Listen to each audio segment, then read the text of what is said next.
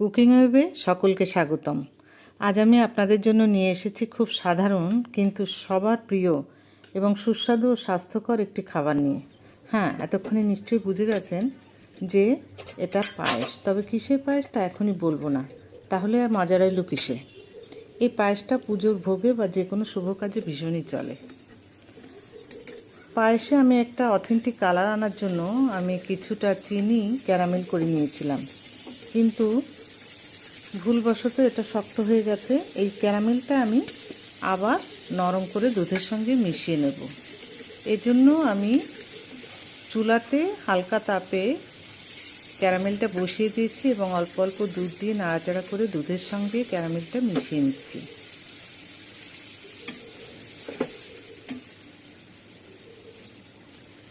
রান্নায় কোনো কিছু ভুল হয়ে গেলে তার ঠিক করা রন্ধনশিল্পীর একটা বড় গুণ।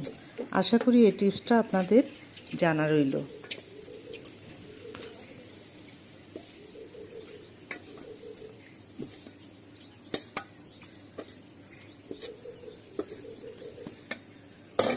দেখুন, ধীরে ধীরে ক্যারামেলটা দুধের সঙ্গে মেল্ট হয়ে যাচ্ছে এবং দুধের কালারটা একটা অথেন্টিক কালার এসেছে, যেটা আমি চাচ্ছিলাম।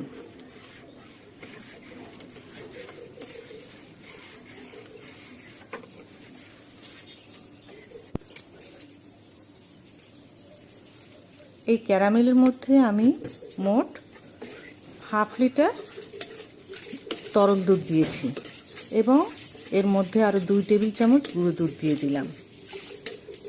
গুঁড়ো দুধ দিয়ে ভালো করে জাল করে নেব। এরপর দিয়ে দেব কনডেন্সড মিল্ক। আমি এখানে 100 ml কনডেন্সড মিল্ক দিয়েছি। এবার সবগুলো মিশ্রণ ভালো করে নেড়ে চেড়ে জাল দিয়ে ঘন করে নেব। বাই দ্য ওয়ে, আমার ভিডিওটা যদি ভালো লাগে তাহলে সাবস্ক্রাইব করবেন, আর যারা ইতিমধ্যেই সাবস্ক্রাইব করে রেখেছেন তাদেরকে অসংখ্য ধন্যবাদ। কোনো কিছু জানার থাকলে কমেন্ট করবেন, লাইক ও শেয়ার করে পাশে থাকবেন।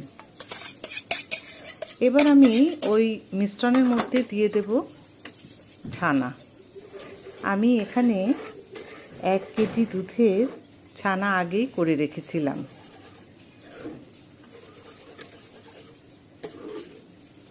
ছানা মেশানোর পর খুব বেশি জাল করা লাগবে না, শুধুমাত্র ঘন হতে যতটুকু সময় লাগে, আনুমানিক 2-3 মিনিট লাগতে পারে।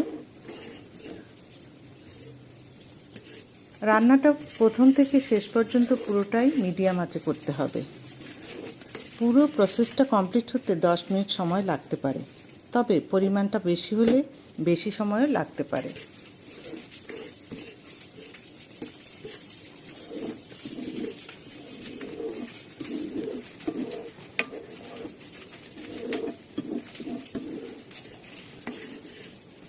দেখুন, সঠিক কনসিস্টেন্সিতে চলে এসেছে। পায়েসটা দেখতে কেমন সুন্দর লাগছে।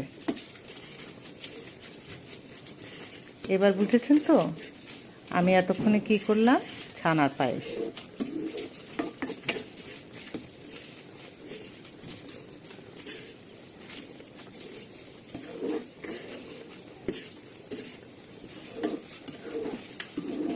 ভালো হয়েছে তো? আশা করি দেখেই বুঝতে পারছেন।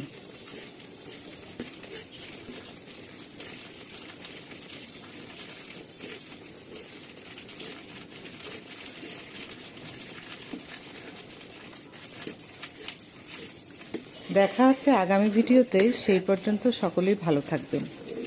নমস্কার।